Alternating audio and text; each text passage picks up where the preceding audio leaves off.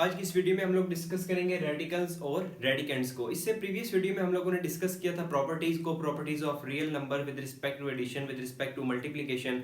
तो उसके बाद हम लोगों ने एक्सरसाइज 2.2 सॉल्व की थी। अब हमारे पास टॉपिक है रेडिकल्स एंड रेडिकेंड्स। हम लोग जब तक हमें पता नहीं होगा कि रेडिकल्स और रेडिकेंड्स क्या होता है तो हम लोग 2.3 को सॉल्व नहीं कर सकते। तो हम लोग सॉल्व करते हैं। हम लोग देखते हैं कि देखते हैं कि रेडिकल्स और रेडिकेंड्स क्या होता है। रेडिकल्स और रेडिकेंड्स हम लोग डिस्कस करते हैं। फॉर एग्जांपल हमारे पास जब भी कोई नंबर इस शेप में हो तो इसको हम लोग कहते हैं कि ये हमारे पास रेडिकल फॉर्म में है। जैसे कि एक और लिख देते हैं x इक्वल टू हमारे पास है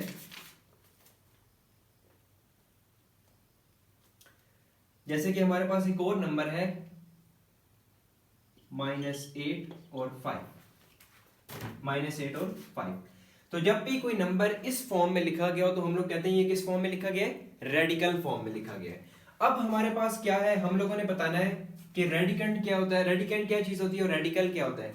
जो हमारे पास ये साइन आपको नजर आ रहा है, ये इसको हम लोग बोलते हैं रेडिकल साइन, जिसको आप लोग स्क्वायर रूट भी बोलते हो, अंडर रूट भी बोलते हो। ये हमारे पास क्या है, radical sign.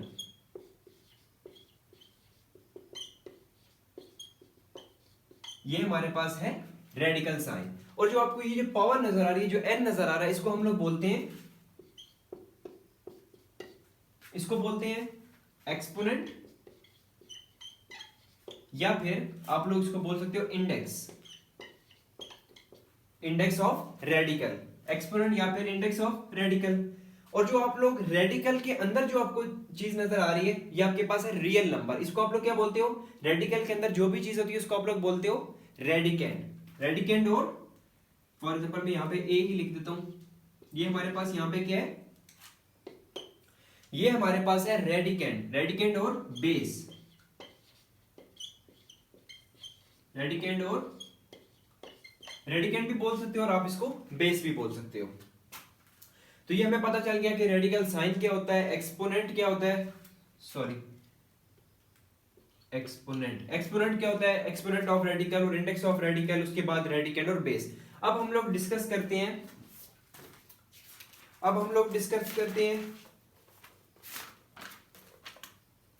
Properties of radicals को। अब हम लोग डिस्कस करते हैं प्रॉपर्टीज ऑफ रेडिकल्स। मैं यहां पे लिख देता हूं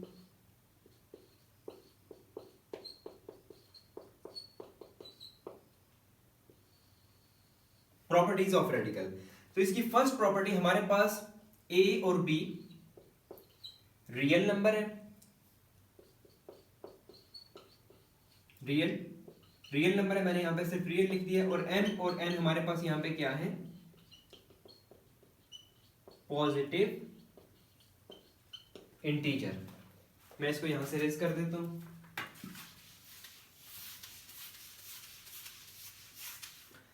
हमारे पास क्या है, ये पॉजिटिव इंटीजर। इसकी जो फर्स्ट प्रॉपर्टी है वो क्या है, अंडर रूट ABN। इसको हम लोग कैसे लिख सकते हैं, AB यहां पे क्या हमारे पास एक्सपोनेंट n। हम लोग इसको कैसे लिख सकते हैं, एक तो इसका तरीका ये है ANBN। अब हम लोगों ने इसको एक्सपोनेंशियल फॉर्म में इसको हम लोगों ने कैसे लिखना है, एक्सपोनेंशियल फॉर्म में जो हमारे पास पावर होती है, जो एक्सपोनेंट होता है वो रेसिप्रोकल बनकर हमारे पास आ जाता है।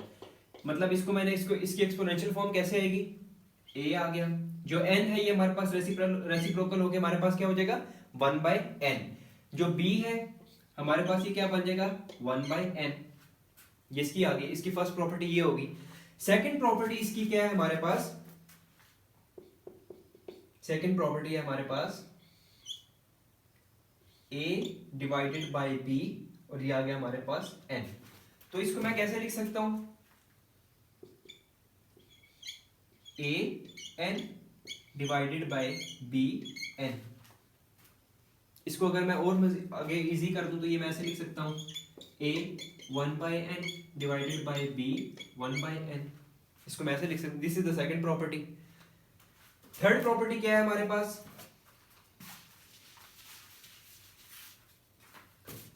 थर्ड प्रॉपर्टी है हमारे पास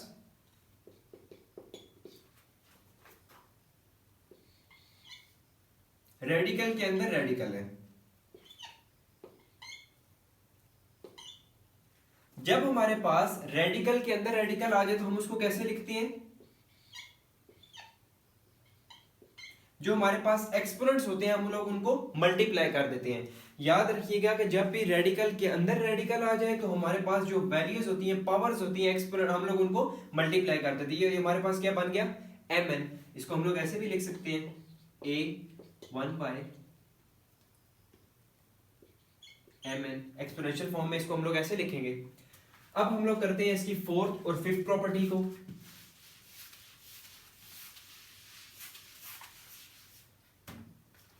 fourth property is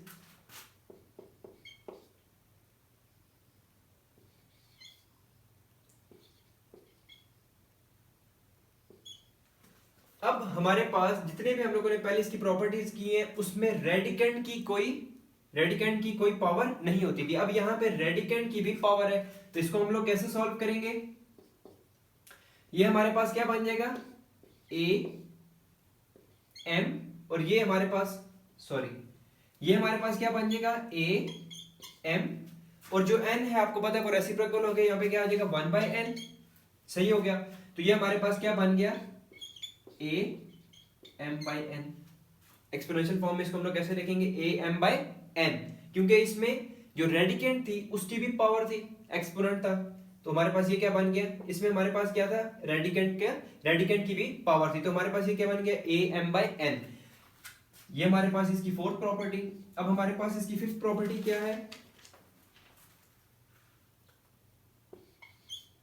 n equal to a। वो कहते हैं कि ये a के इक्वल है। n ये हमारे पास इसके इक्वल है, ये वाली चीज a के इक्वल है।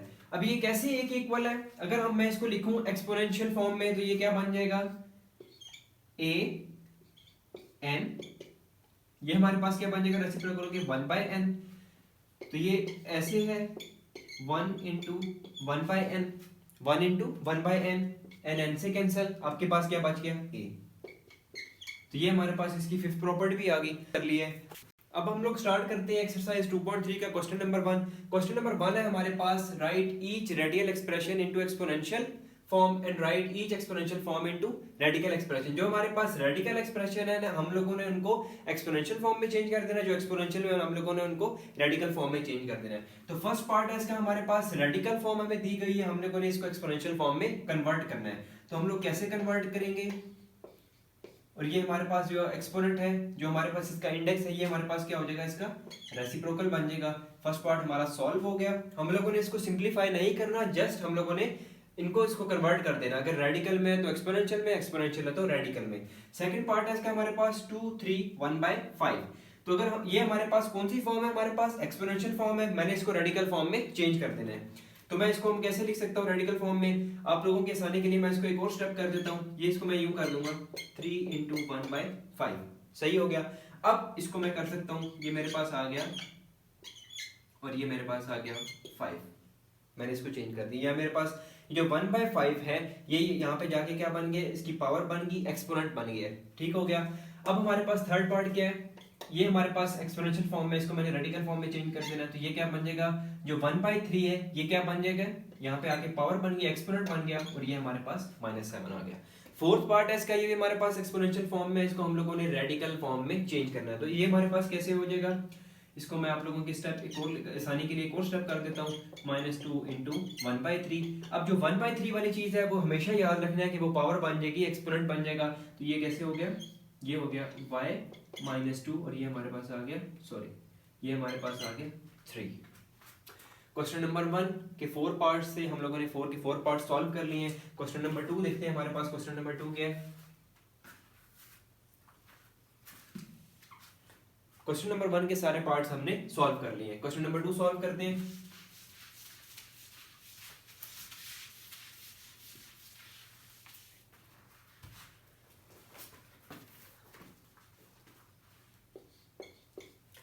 क्वेश्चन नंबर 2 है हमारे पास, tell whether the following statements are true और फॉल्स। हमने जस्ट बताना है कि ये स्टेटमेंट ट्रू है या फॉल्स है। फर्स्ट है हमारे पास 5 1/5 इक्वल टू √5। हम लोगों ने बताना है कि ये स्टेटमेंट ट्रू है या फॉल्स है। सेकंड हमारे पास क्या है, 2 की पावर 3/4 सॉरी 2/3 2 की पावर 2/3 इक्वल टू 3 4। पहले हम फर्स्ट टू को कर लेते हैं। फर्स्ट हम लोगों ने बताना है कि ये ट्रू है या फॉल्स है। हमारे पास क्या है, एक्सपोनेंशियल फॉर्म में और इसकी रेडिकल फॉर्म ये गलत है, ये फॉल्स है। क्यों फॉल्स है? क्योंकि इसकी रेडिकल फॉर्म ये नहीं बनती। अगर हम लोगों ने इसकी रेडिकल फॉर्म बनानी है तो ये क्या बन जाएगी, इसकी रेडिकल फॉर्म ये बनती है। लेकिन यहाँ पे उन्होंने क्या लिखा हुआ है, जस्ट स्क्वायर रूट 5, तो ये हमारे पास क्या हो गया, फॉल्स। ये मेरे पास हो गया फॉल्स। सेकंड हमारे पास क्या है, 2/3 इक्वल टू, ये भी हमारे पास एक्सपोनेंशियल फॉर्म है, इसकी रेडिकल फॉर्म उन्होंने बनाई हुई है। तो हम लोग सॉल्व करके चेक करते हैं कि हमारे पास ट्रू है या फॉल्स है।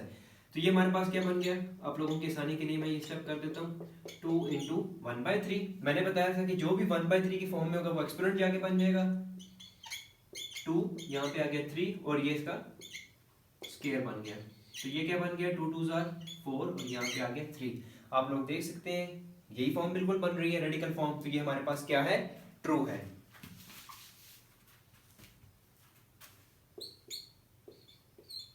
सेकंड पार्ट इसका हमारे पास ट्रू है। थर्ड पार्ट देखते हैं। थर्ड पार्ट है हमारे पास √49 इक्वल टू √7, जो कि गलत है, फॉल्स है। फॉल्स क्यों है, क्योंकि जब आपके पास है √49, इसको आप लोग सॉल्व करते हो तो ये बन जाएगा 7 का स्क्वायर, जो कि इससे कट के आपके पास आ जाएगा सिर्फ और सिर्फ 7, जबकि यहाँ पे है √7, तो ये आपके पास क्या है, फॉल्स। फोर्थ पार्ट क्या है, 3x27 इक्वल टू x³। अब देखते हैं कि हमारे पास ट्रू या फॉल्स है। हमारे पास इसकी रेडिकल फॉर्म है, उसको उन्होंने एक्सपोनेंशियल फॉर्म में चेंज किया। तो हम लोग चेक करके देखते हैं कि ये सही है या गलत है। तो ये आपके पास क्या बन जाएगा, ये आपके पास ऐसे ही आ गया, x की पावर 27, और ये आपके पास क्या बन गया, 1/3। अब ये क्या है आपके पास, 27 × 1/3, 3 1 3, 3 9 27, ये आपके पास बचता है x की पावर 9, और आपके पास यहाँ पे क्या है, x की पावर 3। तो ये आपके पास क्या आंसर आ गया, गलत है। ये हमारे पास क्या है, फॉल्स है। ये हमारे पास क्या आ गया, फॉल्स। क्वेश्चन नंबर 2 भी हमारा कंप्लीट हो गया। क्वेश्चन नंबर 3 सॉल्व करते हैं।